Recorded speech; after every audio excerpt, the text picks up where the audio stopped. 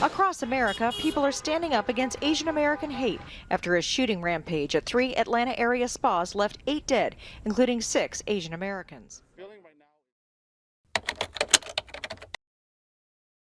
For me, I don't really understand why you would want to discriminate against somebody just because of the way they look. I don't get as to why you would want to hate a person just because they look a certain way. I think that it's an unfair situation and people need to educate themselves.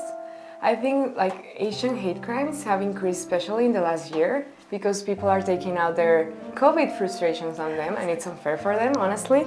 And what's striking to me right now is in this time of a global pandemic, my thought is this is something that should be bringing us all together, right? But then like at the same time, in my opinion, it's like this racism towards Asian has existed for like the longest time. But then for some reason, it's like as if we don't exist in some ways, like the way I feel it at least. I personally have, in a sense of I lived around, like I live in different countries, and so a lot of people have asked me if I eat rats or like cockroaches or even dogs, and like I know they probably didn't think of it as racism, but then because I've gotten that question like so many times that it have reached to a point where for me it's like they're attacking my culture. In Korea, I generally, thankfully, I didn't face that much racism actually. That like I would say I faced the least like racism in Korea. But there was this one instance where somebody told me that, oh, you don't smell like curry, which I don't get. Like, how do you smell like curry? Myself, I've experienced racism in the US especially. Like, I don't know, in small ways compared to other people, I think, honestly. But like, for example, in airports, like in security, like security guards are way harsher on me when they see my passport instead of Mexican. Definitely. So it's like, oh, okay, I guess, like. Yeah. See, or I mean, ask if I speak Mexican. That's like the funniest part for me. And I'm like, okay, like,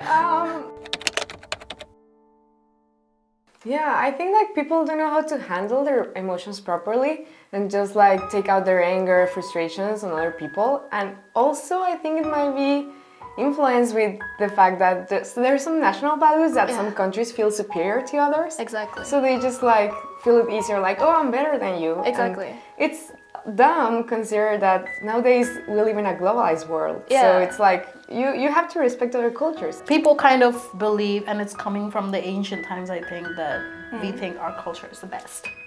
And, Sure. And we don't really think that other people's culture is good, or we as humans are very, very curious, right?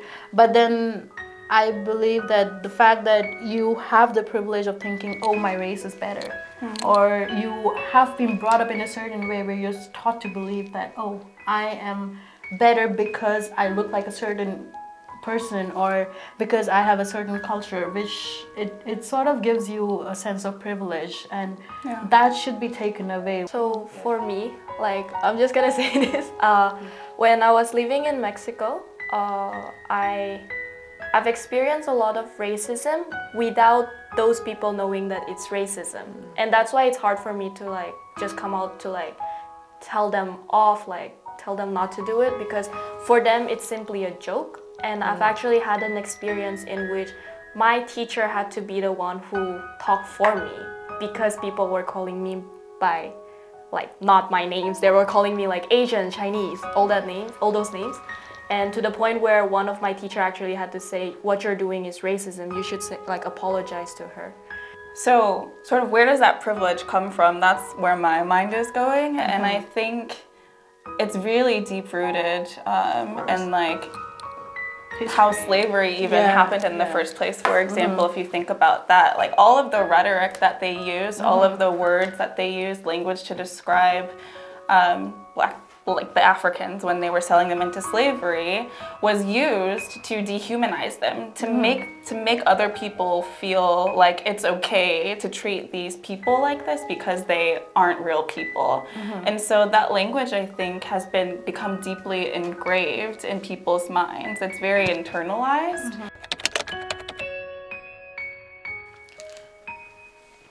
be more tolerant toward other people, like Yeah. accept differences in the first place. Like not everybody is the same. So if a person, and rather than being judging other cultures, be curious about other cultures, learn about them, imbibe good things, and take out the negative parts. Like every culture has good thing and bad thing. You can take the good thing into you. Education. Yeah, because ignorance, I think it's the origin mainly, like teaching I think their kids. not like- just education from the school, but mainly education within the family. Yes. Because some families, like, they tend to have this traditional form of thinking that could affect, like, that could come out as sort of racism.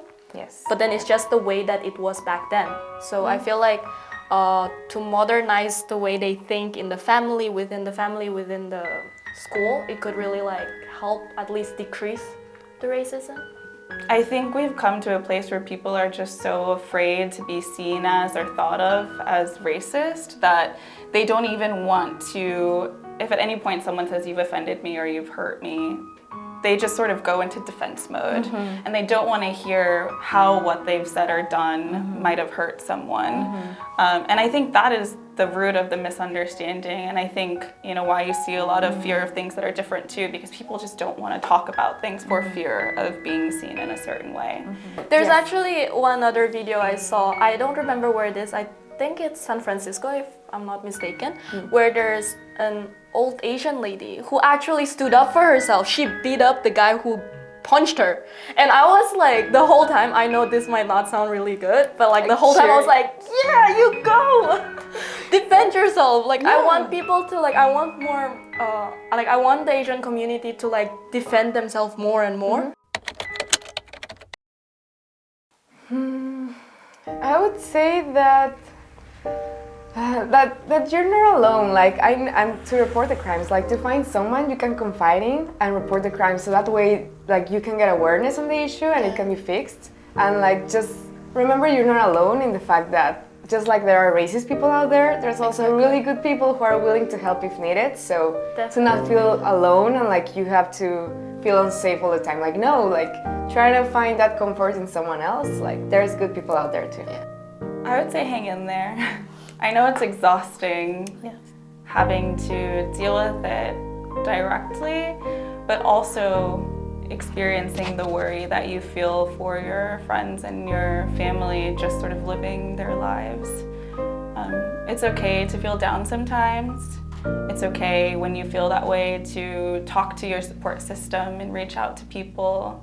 And don't feel guilty talking about it, especially when people try to shut you down or make you feel like it's not real. It is real. Just try to like speak up for yourself. Don't try to like hide behind a wall. Don't pretend as if everything is okay. Don't feel as if like this is what the world should be, because I feel like the more we try to hide it, the more we can change the world, and it's just gonna continue on. And like what Laura has said, just like try to speak to someone if possible.